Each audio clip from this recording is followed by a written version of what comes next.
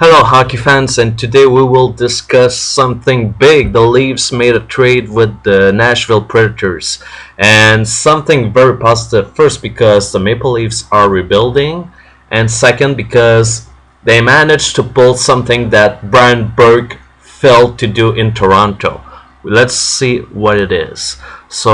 Basically, the trade is the Maple Leafs giving away Mike Santorelli and Cody Franson. In return, the Maple Leafs get Olli Jokinen, a prospect Brendan Leipsic.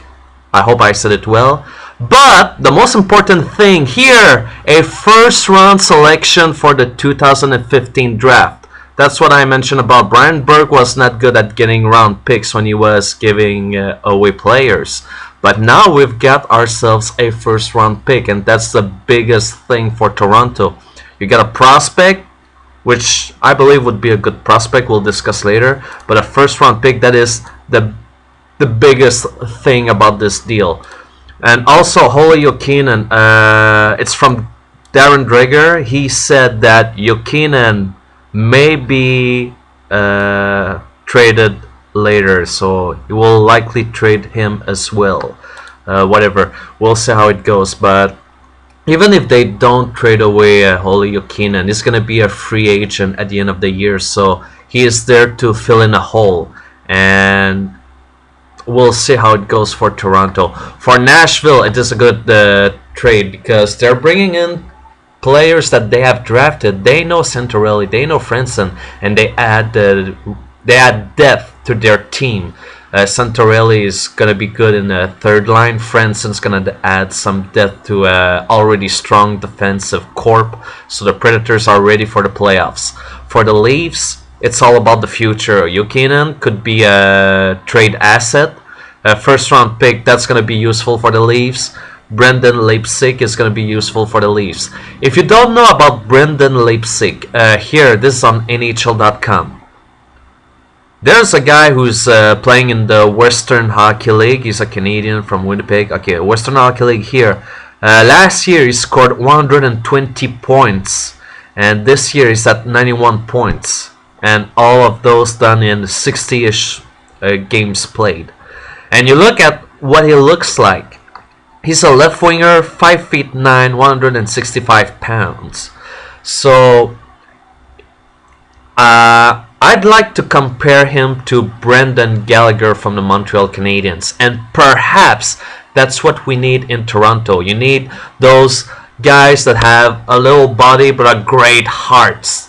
Those players that will fight, make their way into the NHL, work hard, and change the whole attitude on the ice and in the dressing room.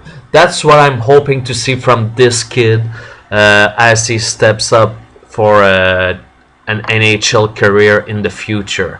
So I believe for the Leafs, this is a good addition for their team for the future. And most importantly, that first round pick, I don't know who's going to be available when the Leafs are ready to draft. But this could be very interesting. But again, this kid could be compared to Brendan Gallagher. If you are a Leafs fan and you watch the Montreal Canadiens, you know how Gallagher is. Always in front of the net, working hard, getting some key goals. I think this is a similar player. Little kid's gonna work hard and he's gonna find a way to make things happen. So in the end, I believe the Leafs made a good deal. The Nashville Predators also had a good deal going on. But most importantly, it's the contract situation. Franson and Santorelli, at the end of this year, they will become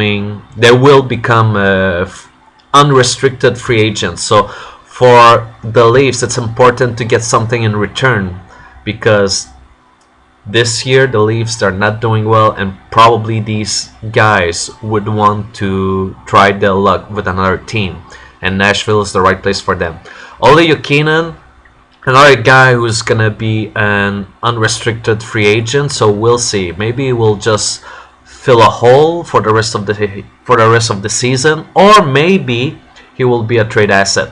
Whatever, the Leafs got what they needed, a first round pick and a prospect. Finally, I'm just surprised that Franson left so early. I was expecting perhaps Fanev to leave.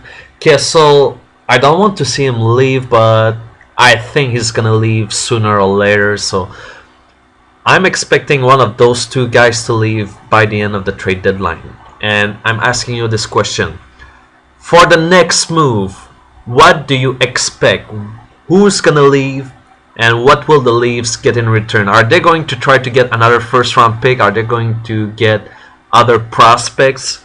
Let me know. Just let me know in the comments. Write what you think, what you have to say, and let's talk about it another time. See ya.